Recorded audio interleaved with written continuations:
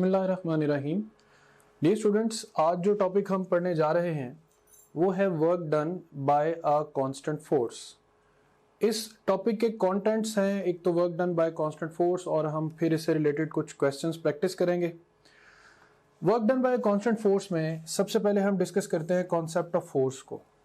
Force is that agency which produces और tend to produce acceleration in a body, or you can say it tend to produce the change of a state of rest or uniform motion.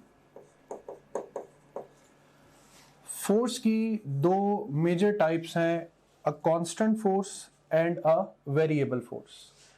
Force में अगर magnitude यानी number और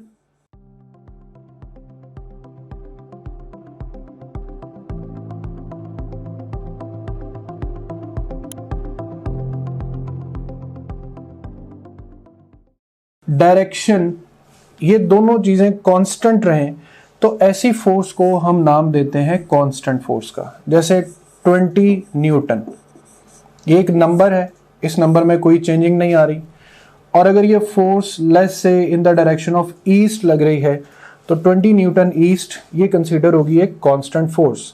यानी ऐसी force जिसमें ना तो मैग्नीट्यूड चेंज हो ना डायरेक्शन चेंज हो। अब आती है बात वेरिएबल फोर्स की।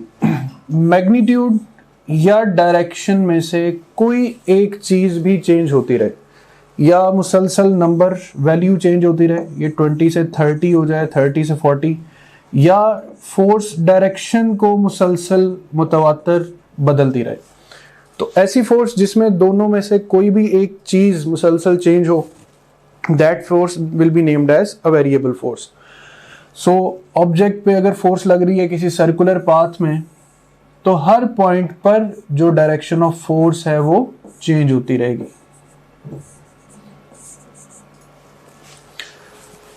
नेक्स्ट, वर्क को हम कैसे डिफाइन करते हैं? Work is defined as the product of magnitude of displacement and the component of force in the direction of displacement.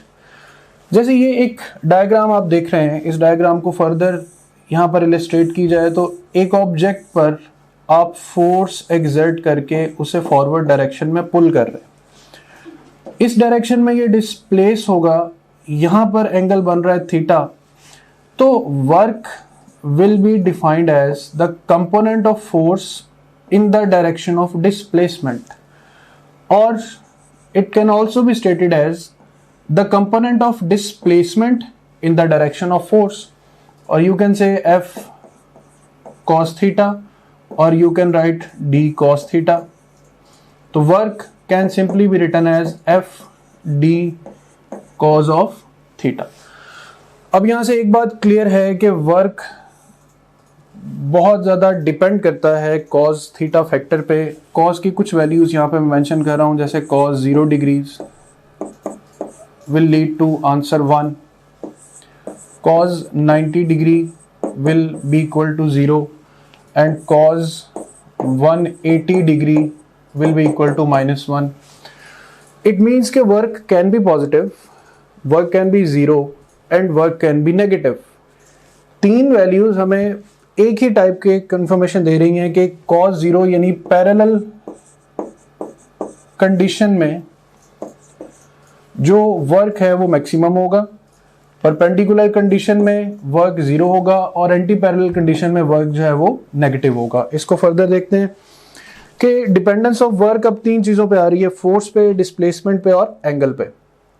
अगर आप फोर्स लगा रहे हैं और बॉडी डिस्प्लेस नहीं हो रही, जैसे ये केस है, तो फोर्स लगाने के बावजूद अगर किसी चीज़ में डिस्प्लेसमेंट नहीं है तो भी वर्क 0। अगर आप फोर्स लगा रहे हैं और डिस्प्लेसमेंट भी हो रही है लेकिन कुछ इस तरीके से कि angle between force and displacement 90 है तो भी वर्क 0 होगा। इसी तरह वर्क एक स्केलर क्वांटिटी, फोर्स और डिस्प्लेसमेंट ये दोनों वेक्टर क्वांटिटीज हैं, लेकिन डॉट प्रोडक्ट की वजह से जो वर्क हमें हासिल हो रहा है that is a scalar quantity. तो यहां तक कुछ चीजें समराइज कि work product of force and displacement पर डिपेंड करता है, further it depends upon cos theta, force, displacement and angle between the force and displacement, and it is a scalar quantity. Next हम डिस्कस करते हैं units of work को. Work का basic unit है Newton metre, जिसको हम joules भी पढ़ते हैं और जिसे वॉट सेकंड भी पढ़ा जाता है. अब कुछ यूनिट कन्वर्जन हैं. 1 जाउल 10⁻7 अर्ज, 1 जाउल 6.25 10⁻18 इलेक्ट्रॉन वोल्ट. ये हम इलेक्ट्रिकल वर्क में इक्वेशंस यूज कर सकते हैं. 1 electron volt is equal to 1.6 10⁻19 joules. इसी तरह 1 किलोवाट आवर ये इलेक्ट्रिकल कंजम्पशन का यूनिट है. It is equal to 3.6 mega joules. And 1 calorie it is the unit of food energy, and sometime it is also known as the heat energy. तो 1 calorie is equal to 4.18 joules. Dimensions की बात करें तो ml2 t-2, how the dimensions are formed. w is equal to fd. Force की dimensions होती हैं ml-t-2 और displacement की डायमेंशंस l. तो total dimensions will become ml2t-2. एक और बात के वर्क की डायमेंशंस, एनर्जी की डायमेंशंस और टॉर्क की डायमेंशंस, ये सब डायमेंशंस जो है वो इक्वल होती हैं. अब यहाँ पर कुछ स्पेशल केसेस वो ये कि वर्क किस सेंस में पॉजिटिव, किस सेंस में नेगेटिव और किस सेंस में जीरो होगा. जैसे यहाँ पर आप एक ऑब्जेक्ट देख रहे हैं कि फोर्स और डिस्प्लेसमेंट अप्लाई हो रही है इस ऑब्जेक्ट को अपवर्ड लिफ्ट करने के लिए. तो इस ऑब्जेक्ट को जब आप अपवर्ड लिफ्ट कर रहे हैं तो फोर्स और डिस्प्लेसमेंट दोनों की डायरेक्शन सेम है. Theta is equal to 0 degree. अब यहाँ पर अगर हम वर्क कैलकुलेट करें तो W is equal to F D, क्योंकि cos 0 will be equal to 1. इसी ऑब्जेक्ट को लिफ्ट करके जब आप चलना शुरू कर देंगे लाइक दिस सिचुएशन, तो मुसलसल फोर्स और डिस्प्लेसमेंट के दरमियान एंगल 90 डिग्री होगा. अब इस केस में work is equal to F D cos 90 which is equal to 0. So work done in this case is equal to 0. So अगर आप किसी चीज को लिफ्ट करते हैं, उसे लिफ्ट करके खड़े रहें तो भी वर्क 0. आप उसे लिफ्ट करके लेकर चल रहे हैं तो भी वर्क 0, क्योंकि एंगल 90 डिग्री बनेगा. अब अगर आप उस ऑब्जेक्ट को जिसे आपने उठा रखा है नीचे की तरफ रखना चाह रहे हैं तो फोर्स स्टिल अपवर्ड है, क्योंकि आपने उस ऑब्जेक्ट को उठा रखा है और आप उसे डिस्प्लेस कर रहे हैं डाउनवर्ड. दो एंटी पैरेलल लाइंस बन रही हैं, इनके लिए work will be written as -fd. So when the forces and when the force and displacement are parallel, work done is maximum or positive. When the angle between force and displacement is 90, work done is 0. And when the force and displacement are anti-parallel, work done is negative. अब अगर हम इस सारी situation को मिलाकर देखें कि हमने एक ऑब्जेक्ट को उठाया, लेकर चले और फिर रख दिया, हमने टोटल वर्क कितना किया. उसको उठाया तो पॉजिटिव वर्क, लेकर चले तो 0 वर्क, रख दिया तो नेगेटिव वर्क. जो टोटल वर्क डन इन सब सिचुएशंस का हमारे सामने आ रहा है दैट इज इक्वल टू 0. अब ये बड़ी हैरानकुन बात है कि हमने अपनी एनर्जी भी कंज्यूम की है मगर फिर भी हमारा जो टोटल वर्क है वो 0 हो रहा है. द रीजन इज फिजिक्स में हम वर्क उस चीज को कंसीडर करते हैं जिसे करने के बाद हमारे पास कोई अमाउंट ऑफ एनर्जी जो है वो हासिल हो.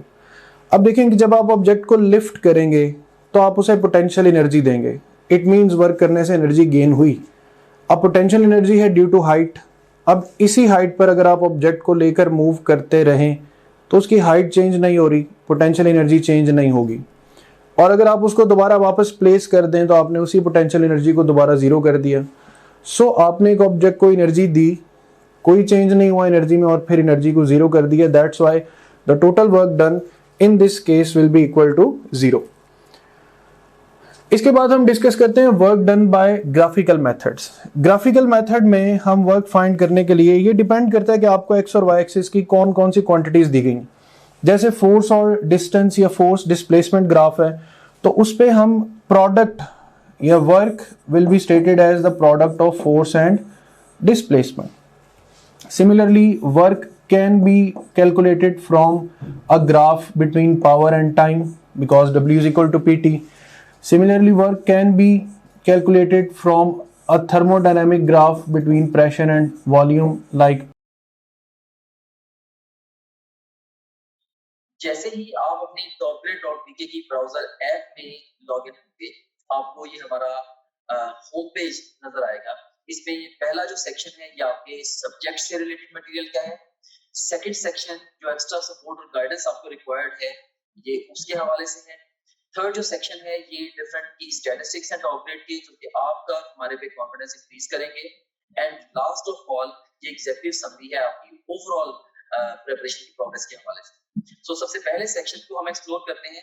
इसमें से आप किसी भी सब्जेक्ट पे क्लिक करें, से हमारे पास ये सब्जेक्ट्स हैं biology, physics, chemistry, English, logical reasoning. इनमें से किसी भी सब्जेक्ट पे आप क्लिक करें तो आपको उस सब्जेक्ट में उसके वीडियो लेक्चर्स, रिवीजन नोट्स और प्रैक्टिस क्वेश्चन मिलेंगे। आप वीडियो लेक्चर्स पे क्लिक करेंगे तो उस सब्जेक्ट के सारे यूनिट्स या सेक्शंस आपके सामने ओपन हो जाएंगे। आप किसी भी सेक्शन को चूज करेंगे, उस सेक्शन के सारे टॉपिक्स ओपन हो जाएंगे। इनमें से जिस मर्जी टॉपिक को आप चूज करें, आप उसके वीडियो लेक्चर्स को यहाँ से वॉच वीडियो बटन क्लिक करके देख सकते हैं, right, like this over here. So ये वीडियो लेक्चर आपके सामने ये आ गया। अगेन टू न्यूरल पाथवे, इसमें भी एक हमारे पास, अगर आप जाते हैं फास्ट रिवीजन नोट्स पे, सो जिन स्लाइड्स को यूज करके हमने वीडियो लेक्चर रिकॉर्ड किए हैं, अब उन्हीं स्लाइड्स को आप यहाँ से रिवाइज कर सकते हैं। देख सकते हैं आपने फास्ट रिवीजन नोट्स पे क्लिक किया, इसमें सारे के सारे सेक्शन फिर ओपन हो गए। तो यहाँ पे एक बात मैं आपको बताना चाहता हूँ कि जो भी सेक्शन इंपॉर्टेंट है एग्जाम के पॉइंट ऑफ व्यू से, हमने उनके साथ इंपॉर्टेंट का टैग भी लगाया हुआ है, keeping in view the previous exam friends. Anyways, तो यहाँ पे आप किसी भी सेक्शन को चूज करें, सी सेल स्ट्रक्चर एंड फंक्शन को मैं चूज करता हूँ, इसके सारे के सारे टॉपिक्स ओपन हो गए। इनमें से किसी भी टॉपिक को आप पिक करेंगे तो आप उसकी वो स्लाइड्स देख सकते हैं जिनसे उस टॉपिक का वीडियो लेक्चर रिकॉर्ड हुआ है। तो काफी सारा टाइम है आपका वो सेव होगा, आपको लेक्चर नोट करने की जरूरत नहीं है, आपको बने बनाए नोट्स मिल रहे हैं for the fast revision, rather super fast revision of the lectures. उसके बाद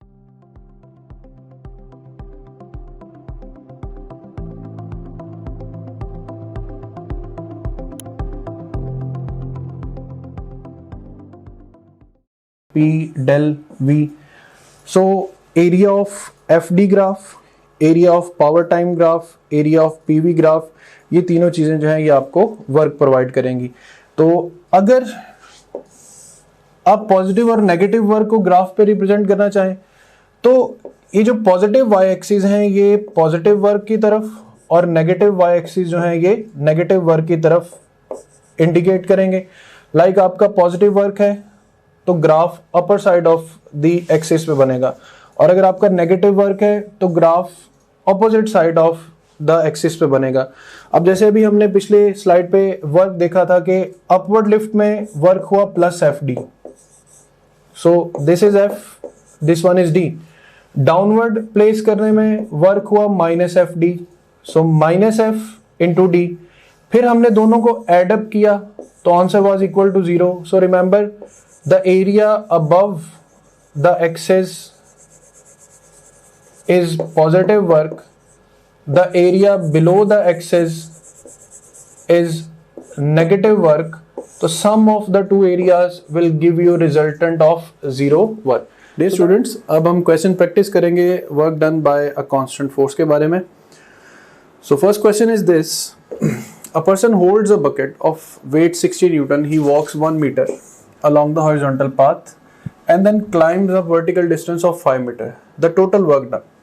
अब देखिए, when he is holding the weight 60 Newton is downward and he is walking angle 90 degree. So when he is walking, no work will be done. But when he is climbing up at a distance of 5 meter, then work done will be F D 60 multiplied by 5.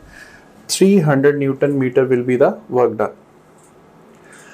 If a force of 3I plus 2J plus 4K Newton gives a particle displacement of 2I minus 3J plus 5K meter, work done is the dot product of force and displacement.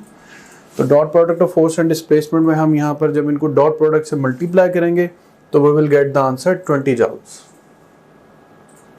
Work done in holding a mass of 50 kg at a height of 2 meter. In holding the mass, there is no displacement, so work done will be 0. Total work done in moving a body up and down through same height in the gravitational field. Work done in gravitational field in a closed path is equal to 0. So alpha is the right option. Which of the following is non-conservative? Friction, air resistance, tension. All the three forces are non-conservative forces. A gas expands from 5 liter to 205 liter at a constant pressure of 50 Newton per meter square.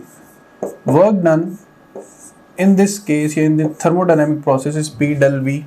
So by applying this formula we will get the answers Charlie 10,000 joules. During swinging of a simple pendulum, work done by gravitational force is 0. Work done by the tension of force is always 0. The mechanical energy of bob does not remain constant in the absence of air, and the mechanical energy remains constant in the presence of air. The work done by the tension throughout the motion always remains 0 because the force of tension and the displacement always makes an angle of 90 degrees. What is the work done in this graph? You have to calculate the area 1 over 2 force into displacement. So you will calculate it as first rectangle है तो 5 multiply by 4, फिर उसके बाद triangle है तो 1 over 2 5 into 2. So on calculating the formula we will get 25 joules. A force F is applied over a particle which displaces it from its origin to a point 2i minus j meters. The work done, again the work done is the dot product of force and displacement. So by applying the concept of dot product you can calculate the answer as plus 7 joules. A body of mass 5 kg is placed at the origin and can move only the x-axis. A force of 10 Newton is acting on it in that direction, making an angle of 60 degree with the x-axis and displaces it along x-axis by 4 meters. Here it is the situation कि एक object सिर्फ x axis के along move कर सकता है और एक force उस पर एग्जर्ट हो रही है जो 60 डिग्री एंगल पर लग रही है और जो उसे सिर्फ एक्स एक्सिस में मूव करेगी. तो by applying F D cos theta you can calculate the work as 20 joules. A horizontal force of 5 Newton is required, a velocity of 2 meter per second for a block of mass 10 kg, mass sliding over a rough surface. The work done by this force in 1 minute. As force work is equal to force into displacement, then displacement can be written as velocity into time. So by multiplying the three factors, we will get 600 joules as the right answer. A box of mass 1 kg is pulled on a horizontal plane of length 1 meter by a force of 8 Newton. Then it is raised vertically to a height of 2 meter. The net work done. Horizontal displacement पे 8 joules, vertical displacement पे 28 joules. तो यहाँ पर 28 joules is the right answer, मतलब 20 plus 8 equals to 28 joules. A 10 kg satellite completes one revolution around the earth at a height of 100 km in 108 minutes. The work done by gravitational force.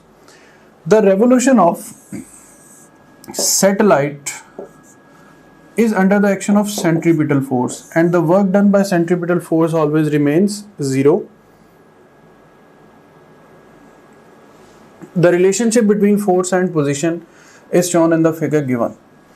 The work done by the force in displaying a body from x is equal to 1 to x is equal to 5. अब आपको यहाँ भी area under the curve find करना है 1 से लेकर 5 तक. इसमें अगर आप देखें तो ये जो एरिया है ये इस एरिया के साथ कैंसल आउट हो रहा है. सो सिर्फ 1 से 2 और 4 से 5 तक वर्क होगा. तो 1 से 2 तक एरिया है 10, 4 से 5 तक भी एरिया 10 है. तो 10 plus 10, 20 अर्ज will be the right answer. So that's all about work done by a constant force. Thank you. हमारा जो मोस्ट इम्पोर्टेंट फीचर है या टीचिंग टूल है that is our question bank. So अगर हम प्रैक्टिस क्वेश्चंस पे जाते हैं तो इसमें हम देखें कि आप डिफरेंट तरीके से टेस्ट दे सकते हैं. सो आप जैसे मर्जी माइंड में डिफाइन कर लें कि आपने किसी एक टॉपिक का टेस्ट देना है या एक चैप्टर का, एक यूनिट का, क्वार्टर सिलेबस का, हाफ सिलेबस का, फुल सिलेबस का, जो मर्जी सिलेबस आप डिफाइन कर लें, उस डिफाइंड सिलेबस में से 20 तरीकों से आप टेस्ट दे सकते हैं। कैसे? जैसे जो भी सिलेबस आपके माइंड में डिफाइंड है, आप चाहें तो उस सिलेबस के हमारे पास जो अवेलेबल ऑल क्वेश्चन उनका टेस्ट दे सकते हैं, या जो आपने टॉपलेट.pk पे आप प्रैक्टिस करते रहे हैं, तो आप चाहते हैं कि आपने दोबारा may be second third time आप टेस्ट दे रहे हैं, आप चाहते हैं कि मेरे पास सिर्फ और सिर्फ उस सिलेबस के अनसीन क्वेश्चन का टेस्ट आए, आप वो भी दे सकते हैं। इसके अलावा इनकरेक्ट क्वेश्चन के टेस्ट देते हुए जो सवाल आपके गलत हुए थे, आप उन गलत सवालों का टेस्ट अलग से क्रिएट कर सकते हैं। जैसे अगर आपने फिजिक्स के 20 टेस्ट दिए हैं, उनमें से आपका कोई मे बी आपके कोई 30 क्वेश्चन रॉन्ग हुए थे, उन 30 रॉन्ग क्वेश्चन का इकट्ठा टेस्ट भी आप क्रिएट कर सकते हैं। और इसी तरीके से जो जिन क्वेश्चन को आपने टेस्ट के दौरान बुक मार्क किया है, तो उनका टेस्ट कॉल कर सकते हैं। जो टेस्ट आपने अटेम्प्ट किए थे क्वेश्चन, उनका टेस्ट कॉल कर सकते हैं, अनअटेम्प्टेड का, और इवन यानी कि टेस्ट देते हुए आपने जिनको अटेम्प्ट किया था और टेस्ट देते हुए जिनको आपने अटेम्प्ट नहीं किया था, ये अनसीन से डिफरेंट है। अनसीन का तो मतलब ये है कि वो टेस्ट में कभी आए नहीं आपके। इसके अलावा आप देख सकते हैं कि इवन पास्ट क्वेश्चन का बहुत बड़ा पूल यहाँ पे मौजूद है। अगर हम गौर करें, देखेंगे ई-कैट के, नम्स के, NMDCAT, AKU, MDCAT Punjab के और ईटा के, ये इवन जो पीएमसी के जो सैंपल पेपर्स हैं, उनके टॉपिक वाइज पास्ट क्वेश्चन देखिए यहाँ पे मौजूद है ओवरऑल। अब किसी भी टैब पे क्लिक करें, सारे के सारे एक्चुअल पास्ट क्वेश्चन जब वो आ जाएंगे। ऑफ कोर्स ये सारे के सारा बड़ा इंपॉर्टेंट टूल है, क्योंकि पूरे पाकिस्तान से बड़े मेन एग्जामिनर्स ने, बड़े सीनियर एग्जामिनर्स ने ये डेवलप किया होगा। एनीवेज, इसमें से किसी भी आप टॉपिक को चूज करें, से मैं यहाँ पे सारे टैग्स को चूज कर लेता हूँ, तो हमारे पास ये सारे के सारे टॉपिक्स आ गए। इनमें से किसी एक टॉपिक को मैं चूज करूँ, या एक सेक्शन को, या मैं मल्टीपल सेक्शन को चूज करूँ, तो मैं उसका टेस्ट दे सकता हूँ। से मैंने 2 सेक्शन चूज किए, इसमें से सेम है कार्बोहाइड्रेट्स और प्रोटीन्स, इनका टेस्ट देना चाहता हूँ, या ओवरऑल मैं सारे सेक्शन का टेस्ट देना चाहता हूँ, वो मैं दे सकता हूँ। या मैं डिफाइन करूंगा, मे बी जी मैंने 50 एमसीक्यूज का टेस्ट देना है, तो ये 50 एमसीक्यूज का टेस्ट आपके सामने ये क्रिएट हो गया। सो ये आपके सामने आ गई है जी टेस्ट की स्क्रीन, जिसमें आप देख सकते हैं कि ये ईटा केमिकल का पास्ट क्वेश्चन है, ये स्टेटमेंट है, ये ऑप्शंस हैं। इसमें ओवरऑल ये देखिए कि इसमें अगर हमने क्लिक किया तो आपका ये करेक्ट आंसर भी सामने आ गया। अगर आप इसकी एक्सप्लेनेशन देखनी है तो वो भी आप देख सकते हैं। इसके अलावा ये क्वेश्चन वेरीफाइड है बाय आवर टीम, इसको अगर आप चाहें बुक मार्क कर सकते हैं। इस क्वेश्चन से रिलेटेड डिफरेंट स्टैट्स यहाँ पे आ रहे हैं वगैरह वगैरह। यहाँ से आप नेक्स्ट क्वेश्चन पे जा सकते हैं, जरूरत पड़े तो आप यहाँ से प्रीवियस क्वेश्चन पे जा सकते हैं, और फिर अल्टीमेटली जब आप चाहें आप टेस्ट को फिनिश करके इवन रिजल्ट को भी व्यू कर सकते हैं। ऑलराइट, सो इस तरह से ये टेस्ट आपने इसको रिजल्ट को व्यू कर लिया। एनीवेज, इसके बाद अब हम चलते हैं दोबारा अपने होम पेज की तरफ। सो आप किसी भी जितने भी आपका सब्जेक्ट्स हैं, बायोलॉजी, फिजिक्स, केमिस्ट्री, इंग्लिश और लॉजिकल रीजनिंग, इन सब सब्जेक्ट्स के आप वीडियो लेक्चर्स, वीडियो नोट्स और अनलिमिटेड एमसीक्यू प्रैक्टिस यहाँ से कर सकते हैं। जितने भी आप प्रीवियस टेस्ट, जो भी टेस्ट आपने दिए होंगे, अगर आप प्रीवियस टेस्ट पे क्लिक करेंगे वो सारे टेस्ट आपके यहाँ पे आ रहे होंगे। इसके अलावा जो आपकी जो ओवरऑल प्रोग्रेस है, उसकी जो डिटेल है वो सारी की सारी यहाँ पे आ रही है। डिफरेंट सब्जेक्ट में आप कैसे जा रहे हैं, डिफरेंट सब्जेक्ट्स में, डिफरेंट चैप्टर्स में और डिफरेंट टॉपिक्स में आप कैसे जा रहे हैं, वो सारी की सारी डिटेल यहाँ पे आ रही है। इसके अलावा फुल लेंथ पेपर्स हैं, जो कि जस्ट लाइक रियल एग्जाम है। यहाँ से किसी भी फुल लेंथ पेपर को किसी भी टाइम पे लॉन्च कर सकते हैं, अपनी तरीके शुरू में या इवन मिड सेशन में जाके नियर द एग्जाम आप इन को जब चाहे आप अटेम्प्ट कर सकते हैं। उसके बाद फिर सपोर्ट मटेरियल है, इसमें एक वीडियो रिव्यूज हैं, डिफरेंट स्टूडेंट्स हैं जिन्होंने टॉप ग्रेड से पढ़ा, वो आपको गाइड कर रहे हैं। हमारे सिस्टम के हवाले से भी, ओवरऑल तैयारी के हवाले से भी आप उन बच्चों से गाइडेंस ले सकते हैं। इसके अलावा हमारे ये टेस्टिमोनियल्स हैं, जो पूरे पाकिस्तान में हजारों स्टूडेंट्स हमसे पढ़ रहे हैं, वो हमारे बारे में क्या कहते हैं, उसकी डिटेल यहाँ पे आप देख सकते हैं। इसके अलावा सिलेबस यहाँ पे गिवन है। अगर आप कंटेंट देखना चाह रहे हैं हमारे कोर्स का, वो सारे के सारे यहाँ पे ओवरऑल जो विजिबल है। And in addition to that, study schedules बड़ा एक अहम फीचर है, अहम मॉड्यूल है। इसमें 90 डेज, 60 डेज, 30 डेज और इवन 50 डेज का एनएमटी कैट का स्केड्यूल मौजूद है।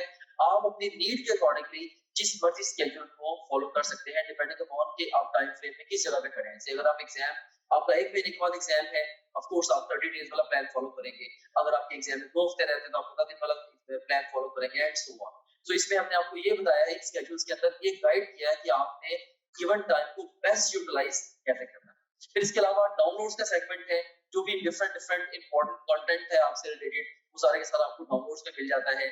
और इसके अलावा गाइडेंस वीडियोस काफी सारी इसके अंदर पड़ी हुई हैं जो कि मैंने खुद रिकॉर्ड करके इसके अंदर डाली है। इसमें बहुत सारे मैं बोलूँ से जनरल गाइडेंस आप इन वीडियो से ले सकते हैं। सो ये था हमारे पास ये हमारे पास गाइडेंस वीडियोस का ये सेगमेंट था। Okay, so this was